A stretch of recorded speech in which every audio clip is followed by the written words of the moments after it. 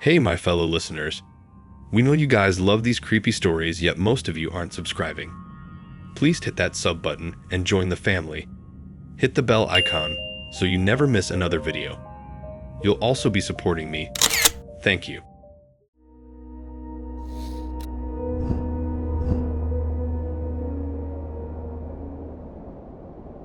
It all started because I needed the money, plain and simple. I was drowning in student loan applications and the looming cost of textbooks for my online courses, the graveyard shift at the super target on the edge of town, a massive, glowing box surrounded by acres of empty parking lot, paid a night differential that was just too good to pass up. It was a solution that seemed to fall right into my lap. My days would be free for my online classes, for studying in the library, for having something resembling a normal life, and my nights would be spent in quiet, solitary work, restocking shelves, facing products, and running a floor buffer, a mindless but paying gig. Or so I thought with the blissful ignorance of someone who has never truly been alone in the dark. The interview should have been my first clue. It was weirdly, intensely focused on my temperament rather than my skills. The manager, a tired-looking man named Gary, who had a permanent, map-like coffee stain on his cheap tie, didn't ask me about my previous work experience or my ability to lift heavy boxes. Instead, he leaned across his cluttered desk, the fluorescent light glinting off his bald spot, and asked me repeatedly, in different ways, if I was prone to anxiety, if I had a nervous disposition, if I had what he called an overactive imagination. He looked at me with a kind of desperate hope, like he was interviewing for a bomb disposal unit and not a retail position. I laughed it off, a nervous, young man laugh, and assured him I was pretty level-headed, which was mostly true. I didn't believe in ghosts, I thought horror movies were silly, and I considered myself a pragmatist. He seemed to relax, a fraction of the tension leaving his shoulders. He hired me on the spot and told me my training would be the first night. No orientation videos, no paperwork about company culture. Just show up at 10 p.m. and be ready to work. I showed up that first night, my new red shirt feeling stiff and unnatural. The automatic doors hissed shut behind me with a sound of finality that I would come to know all too well, locking me in with that specific, profound late-night supermarket silence. It's a hollow, echoing quiet that feels heavier than the dark outside. A vacuum of sound broken only by the distant industrial hum of the freezers. A sound so constant you stop hearing it until it's the only thing left. The air was cold and smelled of artificial pine cleaner and the faint, sweet plastic scent of new merchandise. Gary was there, but he didn't train me. He just gave me a curt nod and handed me off to a woman named Brenda. She was probably in her late 50s, with a stern, no-nonsense face and deep lines around her mouth that looked less like laugh lines and more like grooves worn by constant tension. Her eyes were the color of faded denim, and they had seen too much. They held a flat, weary knowledge that made me feel like a child. She told me she had been working the night shift for, as she put it in a voice devoid of boastfulness, longer than you've been alive, kid. She didn't smile. She didn't offer a welcoming handshake. She just looked me up and down as if assessing my durability, then handed me a single crisp sheet of paper. Memorize this, she said, her tone leaving no room for questions. Your life might depend on it. I took the paper, a smirk already playing on my lips. I thought it was a joke, some kind of elaborate hazing ritual for the new guy, the kind of thing you tell the fresh meat to see if they'll actually try to polish the floor with a toothbrush. The paper was titled Overnight Protocol, and it was a list of rules, but not the usual rules about employee theft, time clocks, or customer service. These were different. They read like excerpts from a badly written fantasy novel. Rule 1.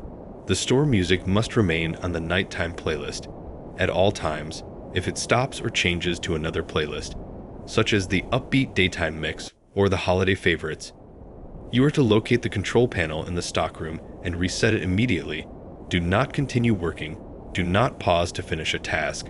Do not engage in conversation until the correct music resumes. Rule 2. If you see a man in a yellow raincoat shopping in aisle 7, the home goods aisle, do not approach him. Do not ask if he needs help. Pretend you do not see him and walk away at a normal pace. Do not run if he follows you, which is defined as him turning to face you and mirroring your path. You are to go directly to the break room, lock the door, and stay there for exactly 15 minutes. Use the timer on the microwave, not your phone. Rule 3. All mirrors in the cosmetics aisle must be covered with the provided black cloth sheets by 11 p.m. Uncover them at exactly 6 a.m., not a minute sooner or later. If you are late and must uncover them after 6 a.m., do not look directly into any mirror as you do so. Rule 4. If you hear a child laughing from inside the clothing racks, do not look for the child. Do not get on your hands and knees to peek under the racks. Instead, announce loudly and clearly, "The store is closed." The laughter should stop. If it continues, or if it changes to crying, you are to proceed directly to the electronics department and turn on all the televisions to the same static channel. The remote is in the locked case. The key is on your ring. Rule 5. The automatic doors at the front will sometimes open and close on their own. This is normal. It is the building settling, or the wind, unless they do it in a specific sequence of 3 quick opens and closes, then 2 slow ones. If that happens, you are to lock yourself in the manager's office immediately. Do not stop to get your belongings, do not look towards the doors, and do not come out until you hear the morning announcement system test at 5:30 a.m. I looked up from the paper at Brenda, the smirk still on my face, expecting to see her sharing the joke, but her face was granite, utterly impassive. "You think this is funny," she said, her voice flat and low.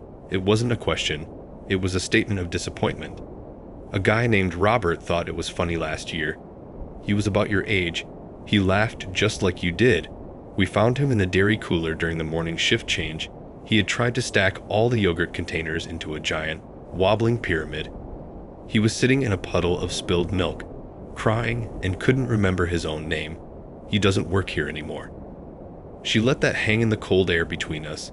The story was so specific, so bizarre, that it cut right through my amusement. The image of this Robert, broken and babbling among the dairy products, was too vivid, too strangely detailed to be a simple lie. Something in her tone, a hollow authenticity, killed the laugh in my throat and left a cold, small knot of dread in its place. This was not a joke, and I was beginning to understand that the extra money wasn't for the inconvenience of the hours. It was for the things that happened during them. He doesn't work here anymore. Something in her tone killed the laugh in my throat. The rest of the night was a blur of mundane tasks, but everyone was now shadowed by the rules. I stocked cans of soup in aisle 4, with one ear tuned to the bland instrumental music piping from the ceiling. I glanced nervously toward aisle 7 every time I passed. I helped Brenda drape the black cloths over the mirrors and cosmetics, the reflective glass seeming to swallow the light hole. The first week passed without incident. The rules started to feel silly again. Just a weird quirk of the job that changed on a Tuesday, or maybe it was a Wednesday. The days blur together on the night shift. I was zoning the pet food aisle, which means facing all the bags and cans to the front. When the music stopped, it didn't fade out or crackle, it just ceased. One moment, there was the gentle, soulless synth. The next, there was nothing but the hum of the freezers, which suddenly seemed much louder. I froze, a can of premium salmon dinner in my hand. Rule 1 echoed in my head. I looked down the long, brightly lit aisle. It seemed to stretch on forever. The silence was oppressive. A physical weight on my eardrums. I set the can down carefully. The click of it on the shelf was unnaturally loud. I started walking towards the back, towards the stockroom and the music control panel. My footsteps echoed in the dead air. I passed aisle 7 and forced myself not to look down it. I could feel a cold draft coming from that direction. I pushed through the swinging doors into the stockroom. The lights were motion activated and flickered on, illuminating towering shelves of boxed merchandise. The control panel was on the far wall, a small, gray box with a digital display. It was dark. I pressed the power button. Nothing happened. I pressed it again, my finger trembling slightly. Still nothing. A deep, primal part of my brain was screaming at me to run. But run where? The doors were locked. I was trapped in this brightly lit cathedral of consumer goods with something that was not right. I remembered Brenda saying something about a breaker box. I found it next to the control panel, a large metal cabinet. I swung the door open. The switches were all labeled. I found the one labeled Muzak and saw it was flipped down. I reached out to flip it back up, and a hand closed over my wrist. It was cold and damp. I yelped and spun around. It was Brenda, her face pale. "Never come back here alone when the music stops," she whispered, her grip like iron. "You never know what else followed the silence in." She flipped the switch, and a moment later, the familiar land music filtered back into the store. The tension broke. I let out a breath I didn't realize I was holding. "What was that?" I asked, my voice shaky. Brenda just shook her head. "Don't ask questions, just follow the rules."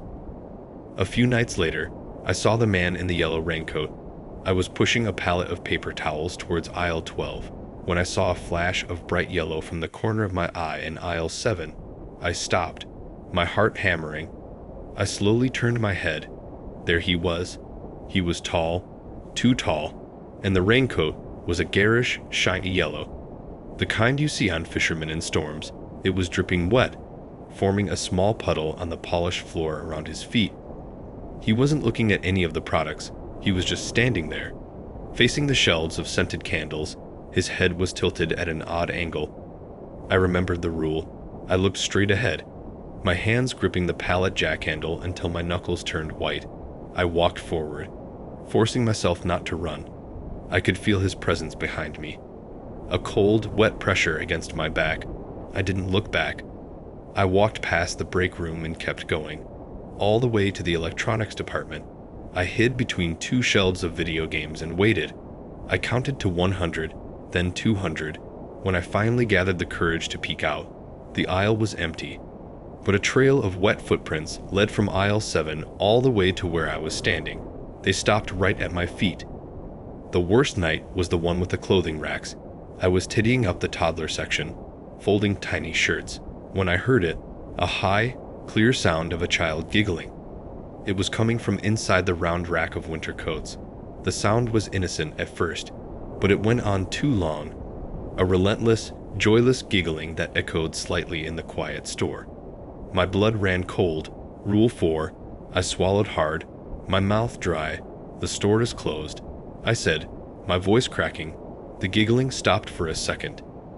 A blessed moment of pure silence, where I dared to hope it had worked, that the simple words had been enough to banish whatever was making that sound. Then it started up again, louder and closer, a mocking, crystalline laughter that was now coming from the rack of little girls' dresses right next to me.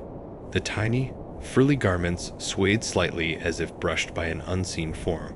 I turned and practically ran to the electronics department, my heart a frantic drum against my ribs. My hands fumbled with the keys, the cold metal slipping in my sweaty palm. I finally unlocked the television display, my fingers trembling as I pressed the power buttons. One after another, 50 screens flickered to life, each one erupting in a blast of buzzing black and white static. The noise was immense, a chaotic, deafening roar that swallowed the giggling whole. It was a wall of pure, undirected sound. I stood there, surrounded by the screens, the static seeming to pulse and writhe. In the chaotic, shifting patterns of the electronic snow, I thought I saw shapes forming and dissolving, gaunt faces with dark pits for eyes, long, spindly fingers reaching out from the void, things moving just out of the corner of my sight, always disappearing when I tried to look directly at them. The sheer volume of the noise was a physical pressure in my skull, but it was a safer pain than the alternative. After what felt like an eternity, a small forever trapped in that cacophony, I realized the giggling had stopped. The silence it left behind was different, clean. I turned off the televisions one by one. The returning quiet felt fragile, like thin ice over deep, black water. One wrong move and it would crack open again. I never went back to the clothing section alone after that. I would invent reasons to stock other aisles, to take my break early, anything to avoid that part of the store after midnight. From that night on, the rules became my Bible, my sole reason for being within those walls. I followed them with a religious fervor that would have seemed insane to my old self. I wasn't just stacking boxes or running a buffer anymore. I was a warden performing precise rituals to keep something ancient and hungry at bay. I finally understood why Brenda was the way she was, her stern demeanor and those tired, knowing eyes. You can't live in this kind of environment, breathing this air of constant, low-grade fear and expect to stay normal. The fear changes you. It sandpapers your nerves down to raw, exposed endings. It tunes your senses to a frequency most people are blessedly deaf to. You start to see the store not as a place of commerce, a temple to consumer goods, but as a living, breathing entity with its own strange and dangerous rhythms, or perhaps a prison, and we were the guards on the night shift, making our rounds to ensure the inmates remained in their cells. The automatic doors were the next trial. They started their dreaded sequence around 3 a.m., a time the old-timers like Brenda privately called the witching hour. It began with 3 quick hisses: open, close, open, close, open, close. The mechanical sound was unnervingly rapid, like a panicked heartbeat. Then a pause that stretched just long enough to make me think it was over, that it had been a fluke, a glitch in the sensor. Then came the 2 slow, deliberate hisses: open and close, each one drawn out, languid, as if something massive and patient was taking its time stepping through. I was near the front, collecting abandoned shopping carts to corral them for the night. I dropped the handle of the cart I was pushing, the metal clattering against the floor. A sound that was swallowed by the heavy silence that followed the door's final closure. I didn't look back. I ran, my work shoes squeaking on the polished linoleum. I fumbled with the keys to the manager's office, my hands shaking so badly I could barely get the key into the lock. I finally managed it, shoved the door open, and slammed it shut behind me, throwing the deadbolt with a solid, final thunk. The office had a large one-way mirror looking out onto the store floor. I crouched down below the bottom edge of the window, my back pressed against the cool, dry wall. I pulled my knees to my chest and tried to make myself as small as possible. I could hear things out there, not the usual night sounds of a pallet jack rolling or a distant printer, but soft, shuffling footsteps that didn't seem to have a consistent rhythm. Sometimes they were light and quick, other times they were a slow, heavy drag, and underneath it all, a sound like something large and soft was being pulled across the linoleum. A wet, gritty sound that made my skin crawl. I squeezed my eyes shut and put my hands over my ears, trying to block it out, but the sounds were insidious. They seemed to seep through my fingers, into my bones. I started counting in my head, then reciting song lyrics, anything to create a barrier of my own thoughts against the noises from the other side of the door. I stayed like that for what felt like hours, curled into a ball in the dark, until the blessed, robotic voice of the morning announcement system echoed through the store. Testing, testing. 1, 2, 3. It was the most beautiful, the most sane sound I had ever heard.